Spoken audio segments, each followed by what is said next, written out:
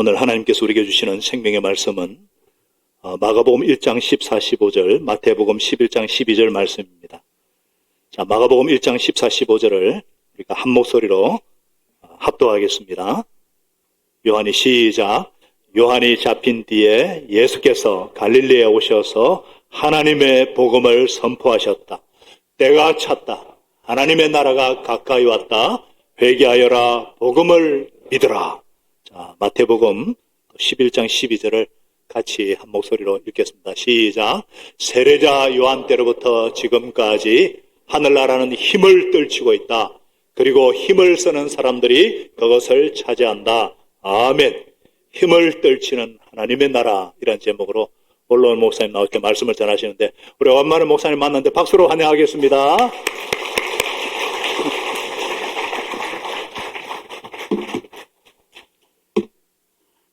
반갑습니다. 안녕하십니까?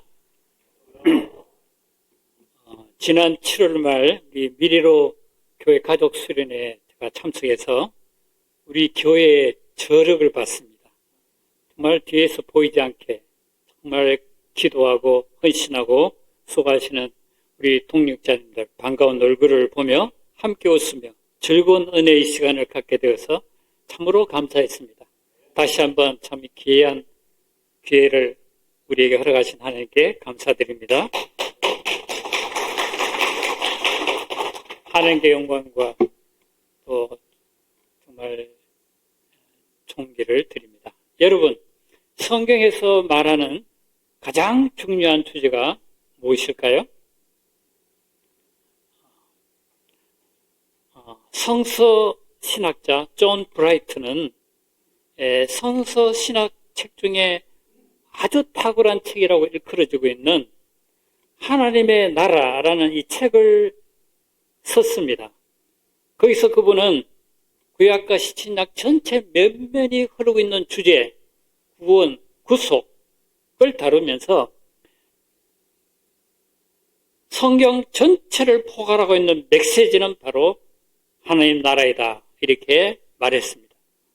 예수님께서도 이 세상에 오셔서 제일 먼저 선포하신 말씀이 무엇입니까?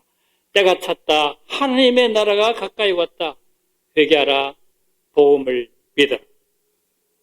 하늘나라, 곧 이 마태복음에 보면 이렇게 하늘나라의 복음을 선포하며 라고 했습니다. 하늘나라의 복음. 그래서 하늘나라, 곧 하나님 나라 자체가 복음이라는 것입니다. 회개하고 복음을 믿어라. 그러면 너희가 하나님 나라 가운데 살게 될 것이다. 하나님 나라라고 말할 때 여러분 어떤 생각을 하십니까? 이 하나님 나라는 The Kingdom of God. The Kingdom, 왕국은 오늘날의 국가를 말하죠. 여러분, 국가의 3대 요소가 무엇입니까? 잘 아시겠지만 영토, 국민, 주권입니다. 이 가운데 가장 중요한 것은 바로 주권입니다.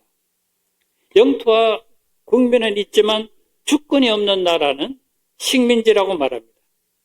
우리나라가 36년 동안 일본에게 무엇을 빼앗겼습니까? 주권을 빼앗겼기 때문에 나라를 잃어버린 일제 식민지가 된 것입니다. 하나님 나라에서 가장 중요한 것은 바로 주권, 이 주권 개념입니다. 그러므로 하나님의 나라는 무엇입니까? 하나님이 왕으로서 다스리는 나라입니다. 지금 대한민국은 바로 우리나라 대통령이 통치하는 나라이죠. 미국은 바이든 대통령의 통치가 이루어지고 그 통치가 미치는 영역입니다. 대마도는 날씨가 좋을 때 해운대에서 보인다고 할 정도로 굉장히 가깝습니다. 그러나 기시다 총리의 통치 영역이기 때문에 대마도는 눈에 보여도 우리나라가 아니고 일본입니다. 하나님 나라의 가장 중요한 뜻은 하나님의 다스림, 곧 하나님의 통치라는 사실을 우리가 잊지 말아야 됩니다. 창세기를 보면은 본래 이 세상은 하나님의 다스림 가운데 있었습니다. 창세기 1, 2장을 보시면은 하나님이 다스리는 완벽한 하나님의 나라가 나옵니다. 하나님의 형상으로 지음받은 인간이 하나님과 친밀한 교제를 하면서 하나님이 다스리시는 그 에덴 동산에서 참 자유와 기쁨을 누렸습니다. 또 하나님 주신 사명을 열심히 감당하면서 참으로 행복하게 살았습니다. 시편 8편 5절에서 우리 인간은 정말 얼마나 존귀한 존재인가를 말하고 있습니다. 다 같이 한번 읽어보겠습니다. 시작. 주님께서는 그에게 존귀하고 영원한 왕관을 씌워주셨습니다. 이런 참 존귀한 우리 하나님 보실 때 참으로 존귀한 이런 존재였는데 인간이 왜 어떻게 하나님이 다스리는 에덴 동산에서 쫓겨났습니까? 성경에서는 분명히 쫓겨났다고 했습니다. 왜 신락원을 하게 되었습니까? 하와가 인간이 하나님이 주신 절대적인 계명에 불순종했기 때문입니다. 그는 하나님이 금하신 선악과를 먹었습니다. 선악과를 먹어 단순히 어느 하나의 실과를 따먹은 그런 실수, 그런 정도가 아닙니다. 인간이 그렇게 많은 자유와 특권을 누리고 있음에도 하나님의 그 통치를 거역했다는 것입니다. 하나님의 주권과 왕권을 무시했다는 것입니다. 그것을 짓밟은 것입니다. 그는 왕권을 거부하고 스스로 하나님이 될 줄로 착각했습니다. 여기서 인간의 비극이 시작되었습니다. 인간이 하나님의 통치와 주권을 거부함으로 스스로 주인이요 왕이 되었습니까? 아닙니다. 사탄의 거짓말에 속아가지고 하나님을 거역하게 된 인간은 오히려 사탄의 손아귀에 들어가게 되었습니다. 그래서 예수님은 마귀를 이 세상 통치자, 임금이라고 말씀하셨습니다. 이제 이 사탄의 통치 아래 있게 된 인간은 죄와 죽음의 종로를 하게 되었습니다. 영원한 형벌과 심판에 떨어질 수밖에 없었습니다. 우리 하나님은 죄를 미워하고 심판하시는 분이지만 인간은 너무나 사랑하셨습니다. 왜? 우리 인간은 유일하게 하나님의 형상대로 지음받은 존재이기 때문입니다. 하나님은 이 죄와 파멸로 떨어진 인간을 보실 때 고뇌하시고 근심하시고 탄식하시고 이렇게 하셨다고 나옵니다. 하나님은 이런 인간을 위해서 창세기 3장 15절 여기서 원시 복음을 약속하셨습니다. 구원자 메시아가 십자가에서 피 흘려 죽으신다는 것과 사탄의 멸망을 여기서 예언하셨습니다. 이를 통해 죄와 파멸 가운데 있던 우리에게 생명과 구원의 길을 계시하신 것입니다. 하나님의 약속과 예언이 마침내 실현되어서 그리스도 예수께서 이 땅에 오셨습니다. 그래서 때가 찼다 말씀하신 겁니다. 때가 찼다. 카이로스 때가 왔다는 것입니다. 오랫동안 약속되었던 그 메시아가 세상에 오심으로 하나님 나라가 지금 이곳 우리 가운데 임하셨다는 것입니다. 이로 말미암아 사탄이 다스리는 마귀의 왕국이 무너지기 시작했습니다. 그 증거가 여러분 무엇입니까? 예수님이 복음을 전파하실 때 귀신이 쫓겨나가고 병든 자가 치유되고 인간이 회복되는 이런 역사로 나타난 것입니다. 예수님 이를 가리켜 뭐라고 하셨습니까? 우리 마태복음 12장 28절을 같이 읽어보겠습니다. 시작.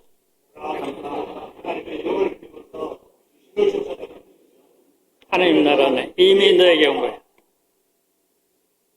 하나님 나라가 이미 나타났다는 것, 우리에게 왔다는 것 증거가 예수님의 사역을 통해 이제 증거된 것입니다. 하나님 나라가 가까이 왔다는 이 말씀은 현재 완료형으로서 하나님 나라가 지금 이곳에 와 있고 계속 우리 가운데 있다는 것입니다. 유대인들은 그 마지막 날에 메시아가 와서 한꺼번에 로마보다 더 강력한 그런 왕국, 메시아 왕국을 세울 것이라고 기대했습니다. 예수님의 제자들 보면은 유대의 그 영향을 받았기 때문에 성령 세례 받기 전까지는 똑같은 생각을 했습니다. 이스라엘 나라 회복이 이때니까 그들은 민족적이고 정치적 그런 왕국, 그 독립을 그들은 바라고 있었습니다. 예수님은 그들에게 말씀하십니다. 우리 누가복음 17장 21절을 같이 읽어보겠습니다. 시작.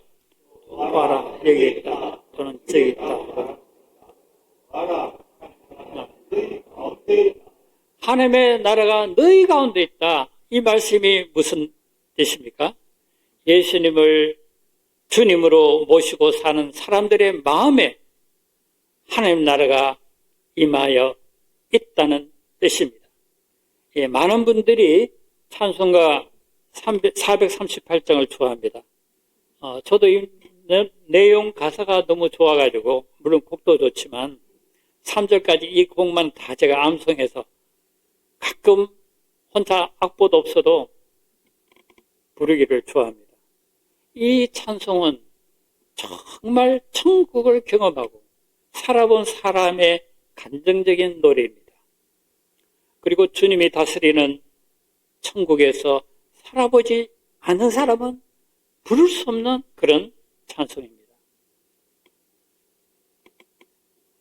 주의 얼굴 뵙기 전에 멀리 뵈던 하늘나라 내 맘속에 이뤄지니 날로 날로 가깝도다 높은 산이 거친들이 초막이나 궁궐이나 내 주 예수 모신 곳이 그 어디나 하늘나라. 멀리 베기만 하던 그 천국이 내 마음속에 이루어지니까 여기가 바로 천국임을 깨닫게 됩니다. 초막이나 궁궐이나 장소, 환경이 중요한 것이 아니라 내 주 예수 모신 것은 그 어디나 천국이 된다는 사실을 알고 감사하고 감격하고 있습니다.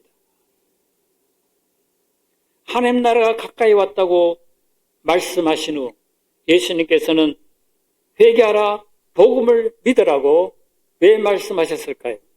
우리가 하나님 나라에 들어가려면은 우리가 먼저 회개하고 복음을 믿어야 하기 때문입니다. 여러분, 회개하라고 했는데 회개는 무엇일까요?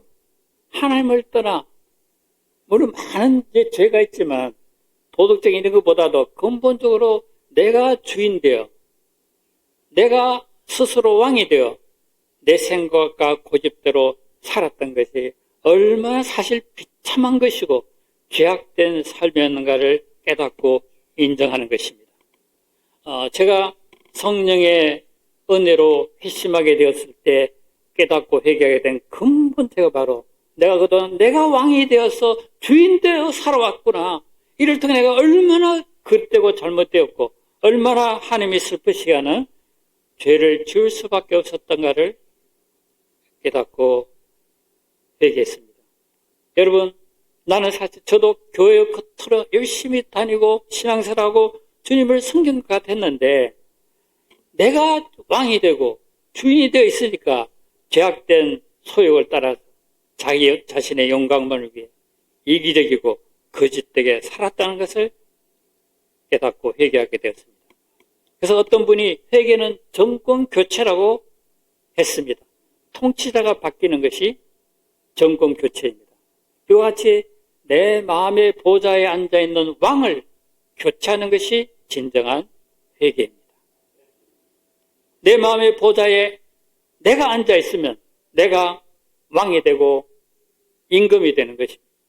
내 마음의 보좌에 앉아있는 것이 명예가, 재물이, 정력은 어떤지 내 마음에 자리 잡고 있는 것은 심각한 우상입니다. 회개란 것은 이렇게 감정적으로 슬퍼하고 눈물을 흘리는데 있지 않습니다. 내 마음에 자리 잡고 있는 우상을 자백하고 버리는 것입니다. 예수님을 내 마음의 진정한 주요 왕으로 모시고 사는 것입니다. 안타깝게도 거듭난 하나님의 자녀임에도 하나님의 나라를 누리지 못하는 사람들이 많습니다. 왜 그럴까요? 우리가 하나님의 자녀가 되어도 우리 속에 여전히 죄성이 있는 것을 여러분 아시지 않습니까? 마귀는 이런 우리의 죄성, 약점을 틈타서 끊임없이 우리 마음을 교만하게 만듭니다. 자신이 왕이 되어 주인 노릇하게 해서 주님의 통치에 예수님의 다스림에 반역하고 불순종하게 만듭니다. 그렇기 때문에 우리는 죄성을 가진 우리는 날마다 예수님께 나가서 회개하고 발 씻음 받아야 됩니다. 우리 날마다 발 안 씻으면 발이 더러워지듯이 발 씻음 받는 것처럼 우리는 날마다 그렇습니다. 얼마나 내 마음에 헛된 것을 우상으로 두고 섬기며 죄악된 삶을 삽니까? 그래서 우리는 날마다 주님께 나가서 이 발 씻음을 받아야 됩니다. 회개해야 됩니다. 그리고 나는 죽고 예수님을 주님으로 모시고 살겠다고 순간순간 결단해야 됩니다. 여러분 사도 바울의 고백을 보십시오. 우리 갈라디아서 2장 20절을 같이 읽겠습니다. 시작. 그리스도와 함께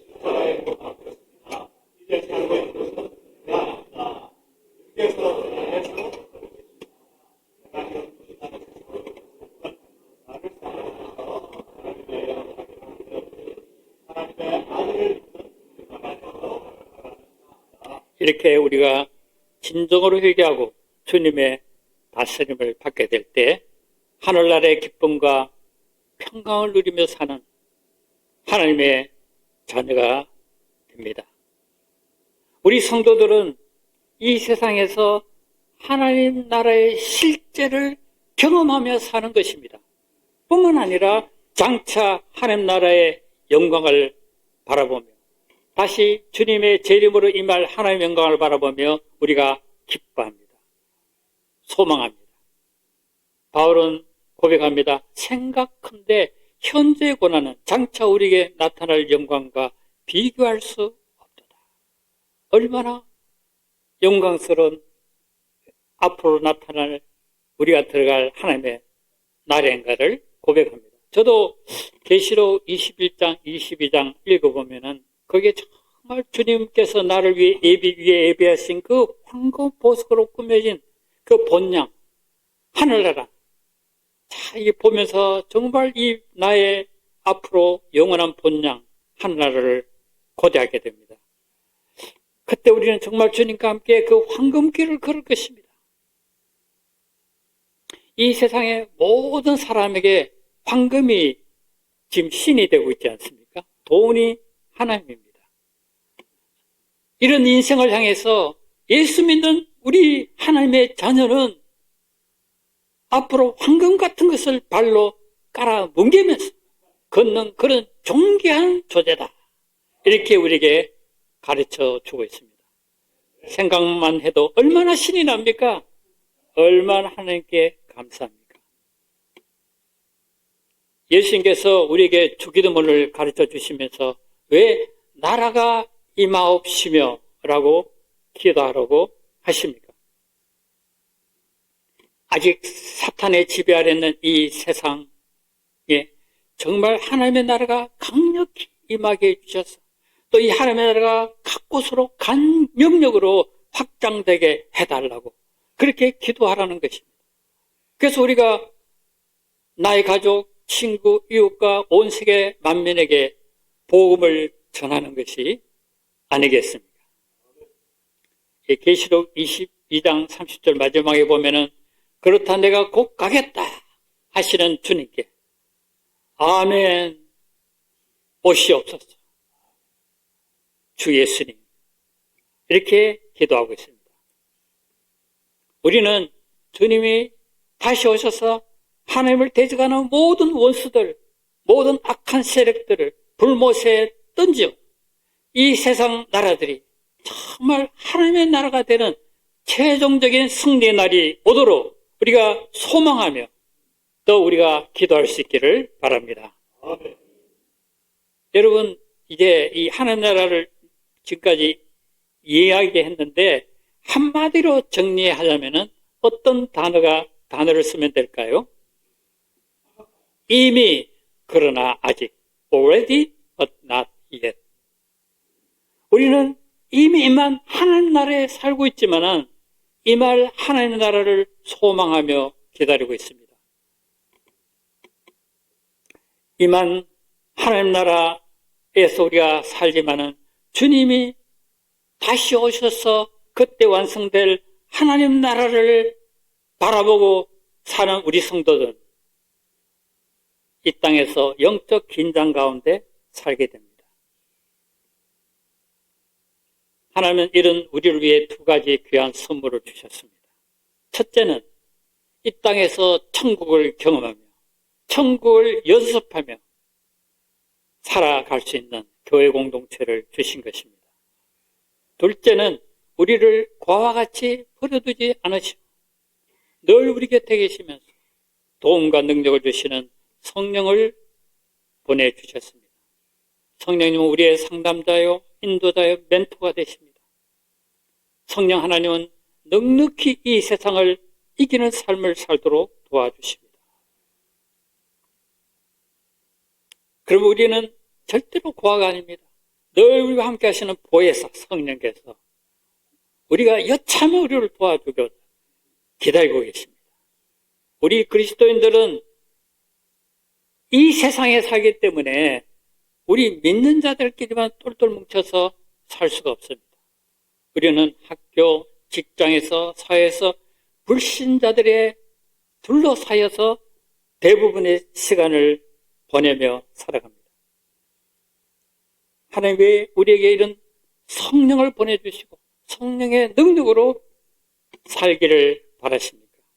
하나님은 성령으로 말미암아 우리가 날마다 새롭게 변화되어서 이 땅에서 예수님을 닮는 인격과 삶을 통해서 세상 사람들에게 하나님 나라를 보여주는 창문이 되기를 바라십니다.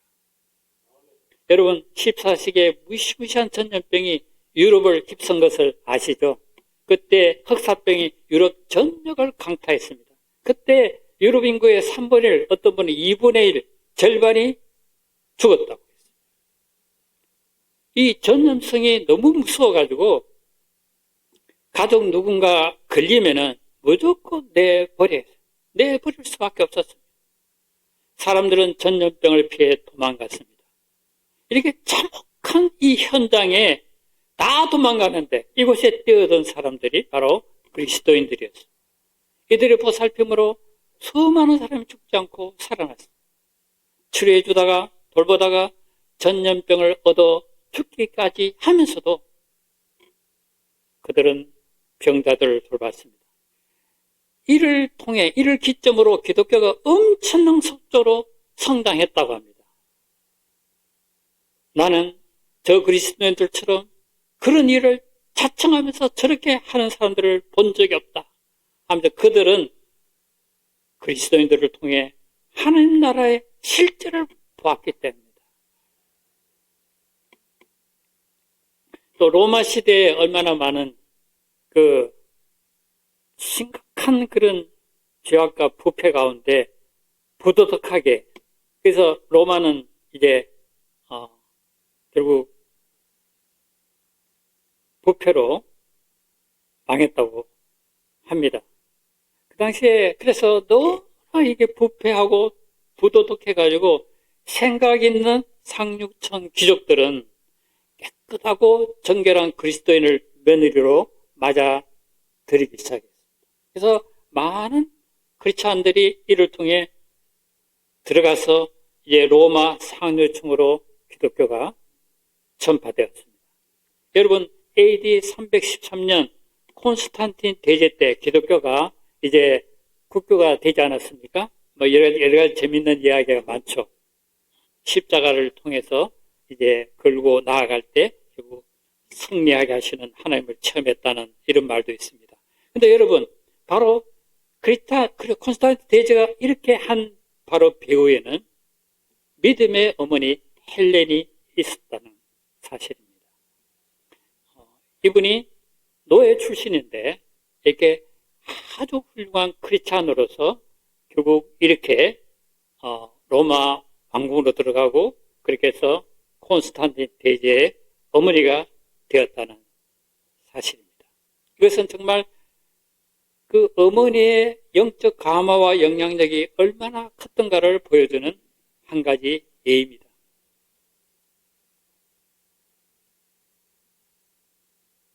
우리 이제 다 같이 한번 마태복음 11장 12절을 읽어보겠습니다. 읽겠습니다. 시작.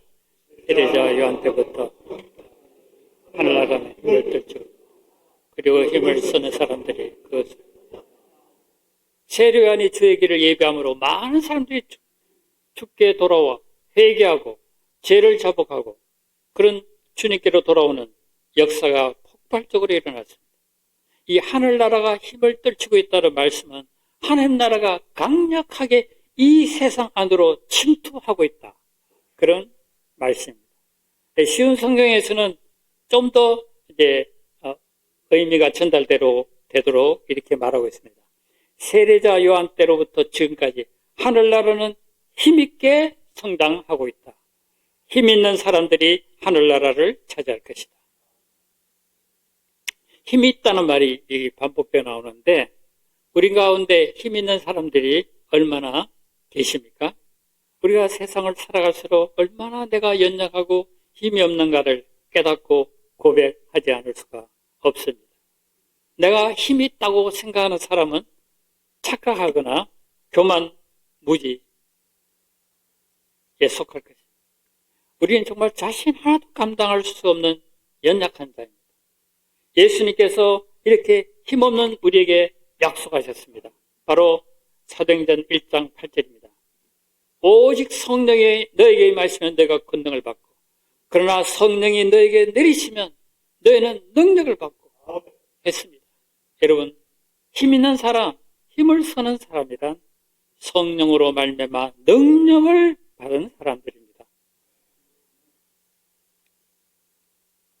인간적인 힘이 아닙니다. 복음서를 보면은 나약하고 겁이 많던 제자들이 두려움 때문에 예수를 버리고 다 도망가지 않았습니까? 큰 소리 치던 베드로는 저주 맹세까지 하면서 예수님을 모른다고 부인했습니다. 그러나 성령 행전인 사도행전을 보십시오. 제자들이 오순절 성령 강림으로 성령 충만함을 받았을 때 세상이 감당하지 못하는 능력 있는 하나님의 종들이 되었습니다. 베드로는 사랑하는 주님을 위하여 자원하여 십자가에 거꾸로 달려 죽을 수가 있었습니다. 이렇게 힘 있는 주님의 제자들, 성도들을 통하여 하늘나라가 힘을 떨치며 성장하고 확장되어 갔습니다. 예수님께서는 이 하늘나라를 많은 비유로 가르치셨는데요. 그 중에 특히 하나님 나라를 그 밭에 감추인 보화로 비유하셨습니다. 어떤 농부가 밭을 갈다가 밭 안에 보화를 발견했습니다. 그 보화를 발견한 농부는 그것을 얻기 위해서 얼마나 온 힘과 열정을 다해 힘쓰고 있습니까? 나중에는 이 감추인 보화를 얻기 위해 자기가 가진 모든 것을 다 팔았는데 다 팔고도 기쁨이 넘쳤습니다. 저자 마태가 바로 그와 같은 사람이었습니다. 마태는 예수님을 통해 하나님 나라의 값진 보화를 발견했을 때 그는 돈 걱정하지 않고 살 수 있는 평생 아주 좋은 직장도 버리고 예수님을 쫓았습니다.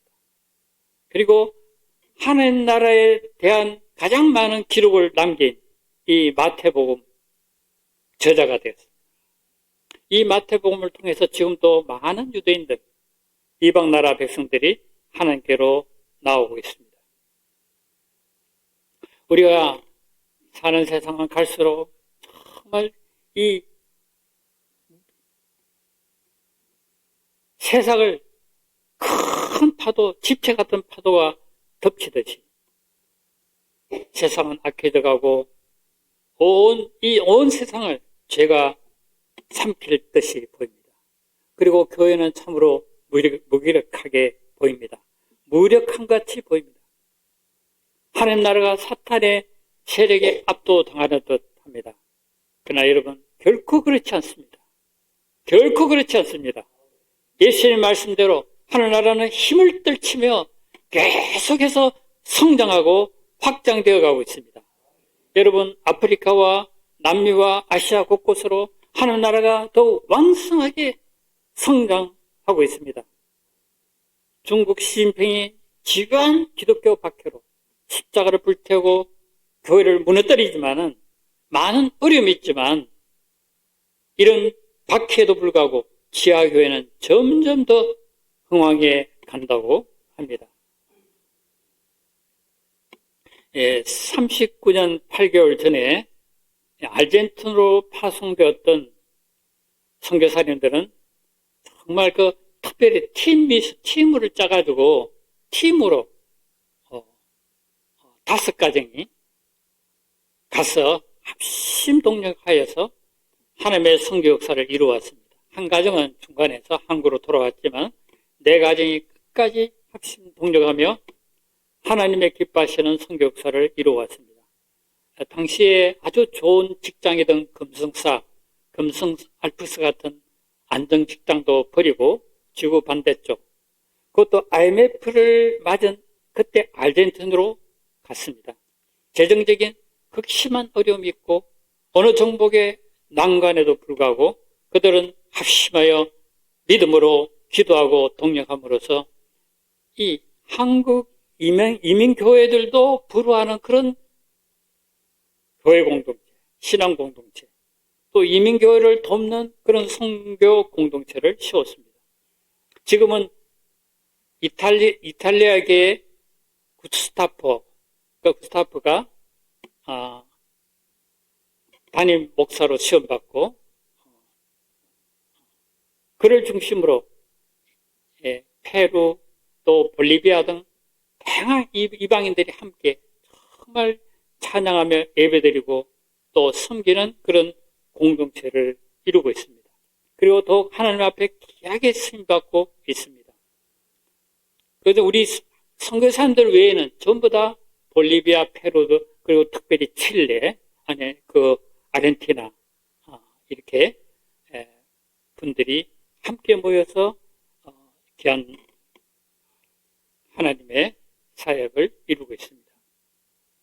특히 선교사님들은 다시 오실 그 주님을 바라보면서 그동안 정말 헌신하며 충성을 다하셨습니다. 자녀들은 부모의 신앙 유산을 이어받아가지고 다 훌륭한 크리스찬들 되었습니다. 다 좋은 직장이 있지만 그 부모와 함께 사역을 섬기고 있습니다.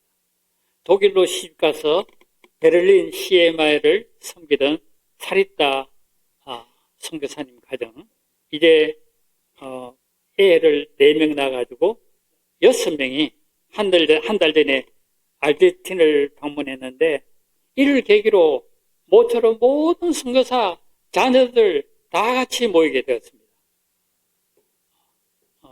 좀 이 사진 좀 띄워주실래요? 예. 그들은 그동안 함께 하신 주님의 은혜를 감사해서 40년 전에 캠퍼스 개척을 위해 엎드려 기도했던 그 장소에 다 같이 모여가지고 감사하고 또 기도 모임도 하고요. 저는 이 사진을 보면서 저도 참으로 하나님께 감사하며 감격했습니다. 제일 위에가 1984년에 파송된 거고 이제 요거는 2024년에 이번에 같이 이렇게 부부들 4가정이 부부들과 자녀들이 모였습니다. 그 다음 한 번 또 사진 보여요. 여기는 아주 유대인의 대저택이었는데 이것을 아주 싸게 구입해가지고 이걸 교회로 잘 꾸며가지고 지금 귀하게 쓰임받는 좀 예배당입니다. 여기 이제 여기 보면 꼬맹이 손자 손녀, 여기는 아까 말한 처음 가서 개척을 위해 기도했던 그 장소에 무릎 꿇고 기도한 장소고 여기는 다 같이 모여서 하나님께 정말 영광을 돌렸습니다.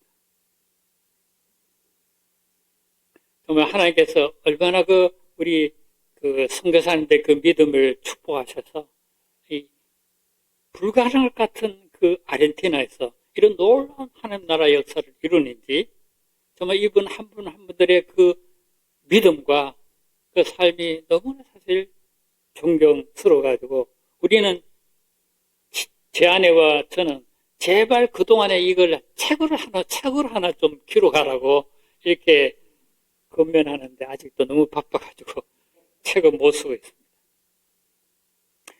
우리 미래를 교회는 아주 선교를 힘쓰는 교회입니다. 그렇죠? 우리 구정훈 목사님 기도 제목대로 정말 선교 허브로서 귀하게 선임받고 있습니다. CMI에 속한 모든 교회들, 선교사님들에게 큰 힘이 되고 있는 교회가 바로 미래로 교회입니다.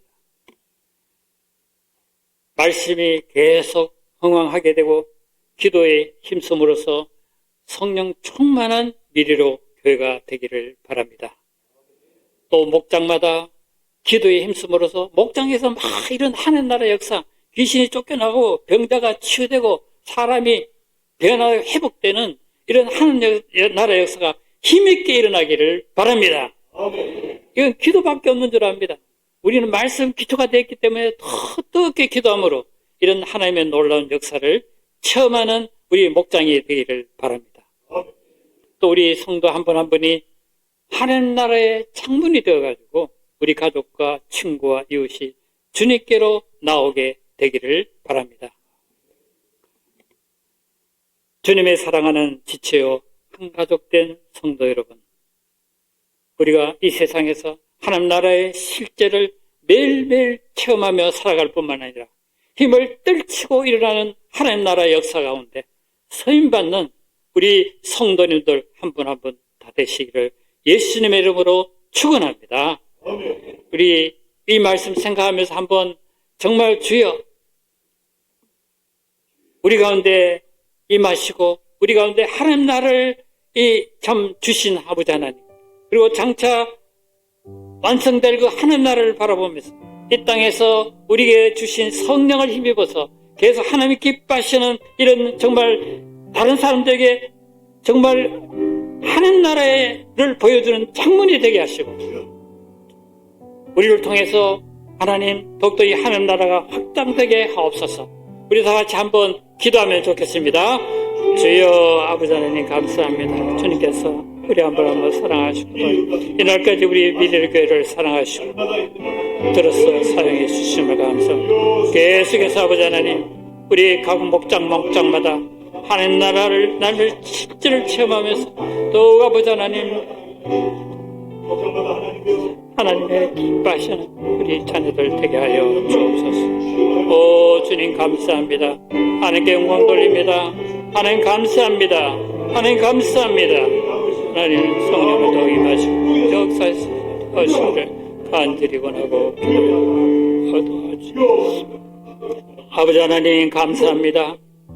우리를 정말 죄와 파멸 가운데 죽을 수밖에 없는 우리를 주님의 십자가 보혈로 구원해 주시고 하나님 나라의 자녀로 삼으시고 이 땅에서 주님 날마다 하나님 나라가 왔다 하는 그 말씀대로 우리 하나님 나라를 날마다 실제로 체험하며 살게 해주시고 또 우리가 나아가서 이 땅에 하나님 나라를 나타내 보여주는 이런 삶을 살게 주셔서 또 주님 온 세상 가운데 하나님 나라가 성장하고 확장되어 가도록 도와주시기를 간절히 원하고 기도합니다. 우리를 사랑하시는 예수님의 이름으로 간절히 기도합니다. 아멘.